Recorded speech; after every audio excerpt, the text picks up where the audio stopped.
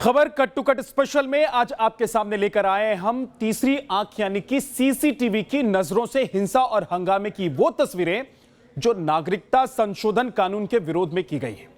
कैमरे से ली गई ये तस्वीरें आपको साफ साफ बता देंगी देश के किन शहरों में किस तरह हक के नाम पर प्रदर्शन के दौरान हिंसा भड़की। हिंसा और आगजनी के पीछे के किरदार कौन थे। सबसे पहले आपको अलीगढ़ मुस्लिम यूनिवर्सिटी की तस्वीरें दिखाते हैं। अलीगढ़ मुस्लिम यूनिवर्सिटी में 2 दिन तक हिंसक प्रदर्शन हुए थे और अब सीसीटीवी से आई तस्वीरें बताती हैं कि हिंसा को किस तरह अंजाम दिया गया। एएमयू की तस्वीर नंबर 1।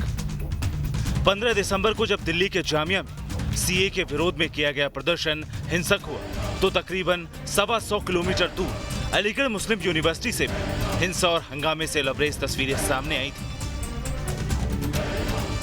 15 नवंबर की रात को सीसीटीवी में कैद हुई ये पहली तस्वीर जिसमें साफ नजर आता है कि किस तरह सैकड़ों की तादाद में अलीगढ़ मुस्लिम यूनिवर्सिटी के छात्र परिसर के मेन गेट की तरफ भाग रहे हैं। एएमयू की तस्वीर नंबर 2। दरअसल पुलिस और प्रशासन ने अलीगढ़ मुस्लिम यूनिवर्सिटी के छात्रों को परिसर से बाहर आकर प्रदर्शन करने की इजाजत नहीं दी थी, जिससे छात्र नाराज थे।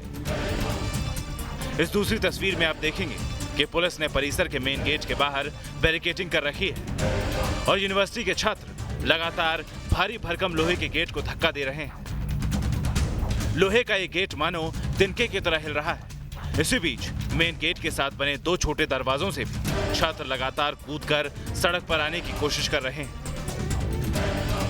पुलिस और छात्रों के बीच सिर्फ इस गेट का फासला है। पुलिस वाले बैरिकेड को गिरने से रोकने की कोशिश कर रहे हैं और छात्र दरवाजा तोड़कर शहर की सड़कों पर आने की। एएमयू की तस्वीर नंबर 3। तीसरी तस्वीर आते आते मेन गेट खुल जाता है। लगातार धक्का मुक्की करने की वजह से पुलिस के बैरिकेड गिर जाते हैं और छात्रों का एक बड़ा हुजूम बाहर आ जाता है। बाहर आते ही ये छात्र हिंसक हो जाते हैं। छात्रों को बाहर आते देख पुलिस वाले पीछे हटते हैं और पोजीशन लेते हैं, लेकिन छात्रों का गुस्सा चरम पर पहुंच जाता है। इन तस्वीरों में आपको कुछ छात्र पत्थर मारते नजर आएंगे। ये छात्र लगातार पुलिस वालों पर पथराव कर रहे हैं। इस बीच कुछ और छात्र नजर आते हैं जिनके हाथों में डंडे। हवा में डंडे लहराते ये छात्र सीधे सीधे कानून को चुनौती देते हैं। एक और छात्र के हाथ में सरिये जैसा कुछ नजर आता है।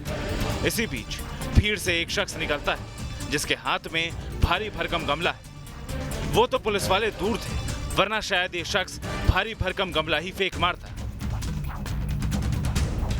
15 तारीख की रात को हुई हिंसा को लेकर पुलिस अब सीसीटीवी के आधार पर जांच आगे बढ़ा रही है। बच्चे जो थे एएमयू के वो एग्रेसर थे, उनके द्वारा जो है स्थिति को असामान्य किया गया, उनके द्वारा डेलिबरेटली जो है पथराव किया गया और पुलिस ने अपने आत्मरक्षार्थ में जो है नॉन लीथल वेपन्स का यूज़ किया था। और अभी आपने देखा होगा कुछ वीडियो फुटेज है उसमें बाबे सैयद गेट को कितने बुरी तरीके से जो है स्टूडेंट्स तोड़ रहे हैं। तो ये सारी चीज़ें अभी जुडिशरी के अंदर भी सब जुडिस हैं, अभी हाई कोर्ट के अंदर भी हम लोग अपना काउंटर एफिडेविट लगा रहे हैं जो अभी क्रिमिनल रिट पिटीशन हुई है और उन सब में हम लोग अपने सबूत भी देंगे। इससे पहले भी सीएए के विरोध में अलीगढ़ मुस्लिम यूनिवर्सिटी में जो कुछ हुआ उसने सवाल खड़े किए थे। छात्रों ने आपत्तिजनक नारे लगाए थे।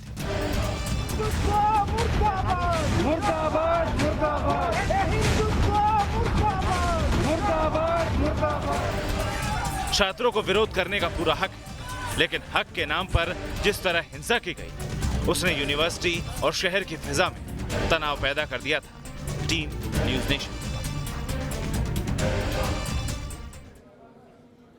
उत्तर भारत के शहरों की ही तरह दक्षिण भारत में भी सीएए की आड़ में हिंसा को अंजाम दिया गया। खासकर कर्नाटक का मंगलुरु इन हिंसक झड़पों की चपेट में आया और मंगलुरु में धारा 144 तक लगानी पड़ गई। मंगलुरु में हुई झड़पों और प्रदर्शनों में 2 लोगों की मौत भी हो गई थी। अब मंगलुरु की हिंसा का भी सीसीटीवी सामने आया है और सीसीटीवी देखकर इशारा मिलता है कि हिंसा भड़काने वाले पहले से ही साजिश रच कर आए हुए थे।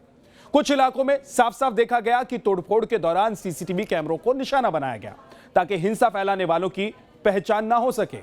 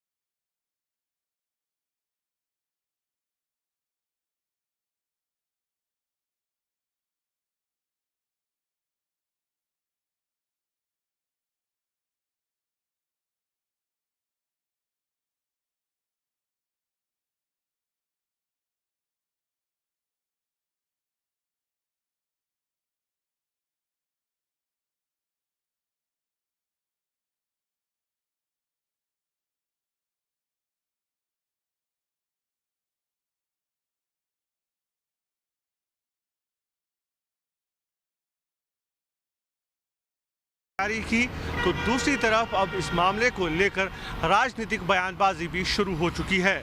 ऐसे में सबकी नजरें अब उडुपी के डीसी की जांच रिपोर्ट पर है।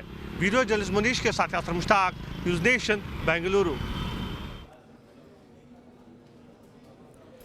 सीएए के विरोध में प्रदर्शन के दौर के हिंसा का सिलसिला पश्चिम बंगाल और दिल्ली से शुरू हुआ था। दिल्ली के जामिया नगर इलाके में सबसे पहले छात्रों की भीड़ में उपद्रवियों ने घुसकर हिंसा की थी और हिंसा की यही आग सीलमपुर और जाफराबाद तक पहुंची। दिल्ली में हंगामा और नुकसानदायक होता अगर एनएसए अजीत डोभाल ने पहले से तैयारी नहीं की होती। न्यूज नेशन को सूत्रों से मिली जानकारी के मुताबिक एनएसए डोभाल ने पहले ही दिल्ली के हालात को लेकर चेता दिया था। क्या थी एनएसए डोभाल की चेतावनी और किस तरह दिल्ली में अंडर कवर ऑफिसर्स ने हिंसा को रोका, स्पेशल रिपोर्ट आपको दिखाते हैं।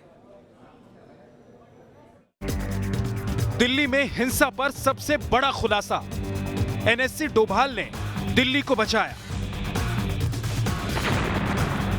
सीएए के विरोध में प्रदर्शन हो रहे थे और प्रदर्शन के बीच अचानक बम फटने जैसा धमाका होता है। ये वीडियो बताने के लिए काफी था कि भीड़ की आड़ में समाज का माहौल खराब करने की साजिश रची जा रही थी और इसी खतरे को इंडिया के 007 यानी एनएसए अजीत डोभाल ने पहले पहचान लिया था। न्यूज नेशन को मिली जानकारी के मुताबिक अजीत डोभाल को पहले ही आहट मिल चुकी थी कि बाहर से आए लोग दिल्ली का माहौल खराब कर सकते हैं। इस बाबत एनएसए ने दिल्ली के पुलिस कमिश्नर के साथ मीटिंग की। एनएसए ने यह भी बताया था कि हरियाणा के मेवात से लोग दिल्ली पहुंचकर हिंसा और हंगामे को अंजाम दे सकते हैं। न्यूज नेशन को सूत्रों से मिली जानकारी के मुताबिक एनएसए अजीत डोभाल ने दिल्ली पुलिस को साफ साफ बता दिया था कि विरोध प्रदर्शन की आड़ में मेवात से आए असामाजिक तत्व हिंसा और तोड़फोड़ को अंजाम दे सकते हैं। जब सीलमपुर और जामिया यूनिवर्सिटी के आसपास हुई हिंसा की जांच दिल्ली पुलिस ने की, तब पुलिस ने भी पाया कि पुलिस के खिलाफ हुई सुनियोजित हिंसा में बाहरी लोग शामिल थे। अब दिल्ली पुलिस एनएसए डोभाल के दिए गए इनपुट और मौकाए वारदात से मिले सबूतों के आधार पर इस बात की जांच कर रही है कि क्या इस हिंसा में वाकई में मेवात से आए असामाजिक तत्व शामिल थे या नहीं, जैसा कि इनपुट एनएसए डोभाल ने पुलिस को दिया था। अजीत डोभाल की तरफ से मिले इंटेलिजेंस इनपुट के बाद दिल्ली पुलिस ने बड़े पैमाने पर तैयारियां शुरू कर दी। बताने की जरूरत नहीं थी कि इसके लिए जुमे की नमाज की आड़ दी जा सकती थी, क्योंकि जुमे की नमाज के दिन बड़ी तादाद में लोग एक जगह जमा होते हैं। इसी खतरे को देखते हुए भीड़ पर नजर रखने के लिए सादी वर्दी में पुलिस वाले तैनात किए गए। मोबाइल से रिकॉर्डिंग करते रहने की हिदायत दी गई। भीड़ में शामिल पुलिस वालों की वजह से ही कुछ जगह हिंसा होने से पहले रोक दी गई। लेकिन डोभाल का प्लान एक या दो प्रदर्शनकारियों को रोकने के लिए नहीं था। कुछ इलाकों में इंटरनेट सेवा रोकना, दिल्ली में आने वाले रास्तों पर नजर रखना, हर संदिग्ध हरकत पर निगाह रखना, ये सब डोभाल के प्लान का ही हिस्सा था, जिसे अंजाम तक पहुंचाया दिल्ली पुलिस ने।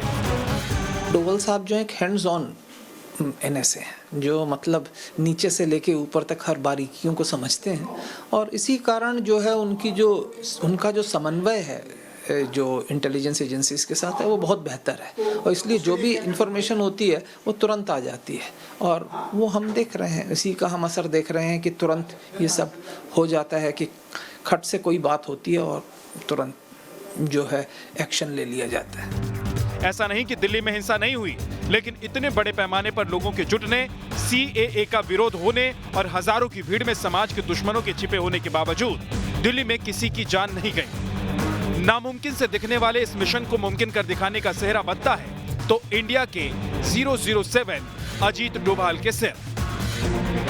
दिल्ली के जामिया नगर इलाके और सीलमपुर में हिंसा की तस्वीरें आपने देखी। ये हालात और भी खराब हो सकते थे अगर वक्त रहते एनएसए अजीत डोभाल का इनपुट दिल्ली पुलिस और लोकल इंटेलिजेंस को नहीं मिलता। एनएसए डोभाल ने शायद पहले ही अंदाजा लगा लिया था कि अगर सीएए को लेकर नाराजगी बढ़ती है तो इसका फायदा असामाजिक तत्व उठा सकते हैं। Team news nation. तो अब सच सामने आ चुका है, तस्वीरें सामने आ चुकी है और उन लोगों के चेहरे भी सामने आ चुके हैं जो हिंसा को बढ़ावा दे रहे हैं, जो हिंसा की वारदात को अंजाम दे रहे हैं, जो इस हिंसा के पीछे थे। खबर कट टू कट में आज के लिए इतना ही। छोटा सा ब्रेक, आप देखते रहिए न्यूज नेशन।